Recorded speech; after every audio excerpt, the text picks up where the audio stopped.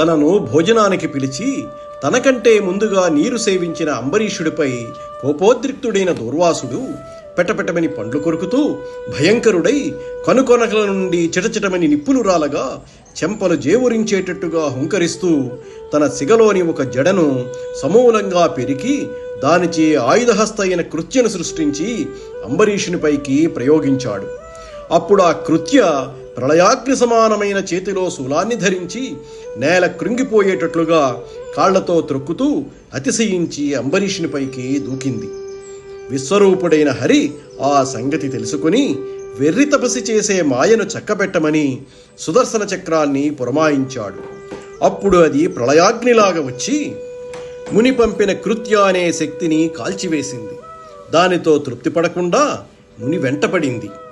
అతడు మేరుపర్వతపు గుహలోనికి ప్రవేశించాడు.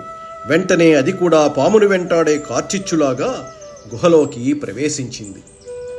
భువిదూరన్ అబ్ధిచొరన్ అబ్దుల్ సొచ్చున్ ఉద్వేగియై దివి ప్రాకున్ దిక్కులకు పోం దిగ్వీధులన్ పోవున్ చిక్కి వెసన్ గ్రుంకిన గ్రుంగు నిల్వన్ నిలుచున్ క్రేడింప క్రేడించున్ ఒక్కవడిన్ తాపసు వెంటనంటి హరిచక్రంబు అన్యదుర్వక్రమై.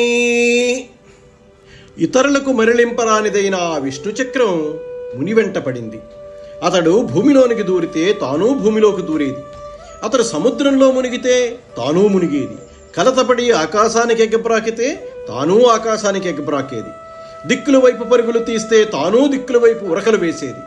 ఆ ముని పరుగులు తీయడం మానితే తానూ మానేది. రొప్పుతూ నిలబడితే తానూ నిలబడిపోయేది. ప్రక్కకు తొలగితే తానూ తొలిగేది.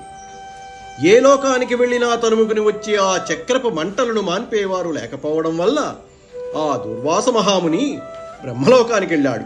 లోకేశుడైన బ్రహ్మను చూసి, ఓ విధాత, సృష్టించే పనిలో నేర్పు తీర్పు కల విలాసమైన చూపులు కలవాడా, నన్ను కాపాడు, చక్రాన్ని తొలగించు అని ప్రార్థించాడు.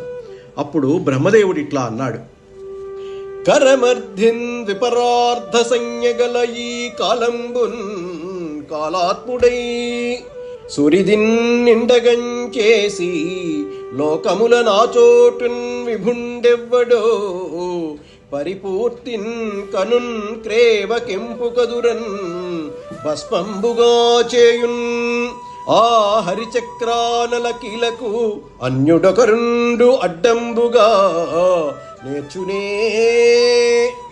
ద్విపరార్థ అంటే రెండు పదార్థముల ప్రమాణము కలది అని అర్థము. అంటే భూత భవిష్యత్తు లక్షణము కలది అని.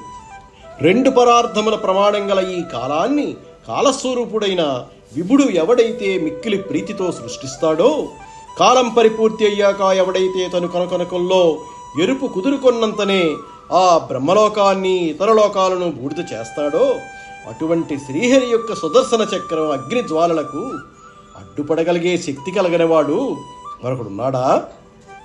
ఏను భవుడు దక్షుడు ఇంద్రాదులును ప్రజాపతులు భృగుడు భూతపతులు శిరములందు దాల్తుము అతని ఆజ్ఞ జగద్ధితం వంచు భూరి కార్యమతులమనుచు. లోక కళ్యాణమనే తలంపుతో శ్రీహరి ఆజ్ఞను నేను, శివుడు, దక్షుడు, ఇంద్రుడు, ప్రజాపతులు, భృగుడు, భూతపతులు గొప్ప బుద్ధితో తలుస్తాను. కాబట్టి సుదర్శన చక్రం మంటలను నేను ఆపలేను అని బ్రహ్మదేవుడు చెప్పగా, దూర్వాసుడు కైలాసానికి వెళ్ళి శివుణ్ణి దర్శించి ఆ చక్రం మంటలను గూర్చి తెలియజేశాడు. అప్పుడు ఆ మహాదేవుడు ఈ విధంగా అన్నాడు: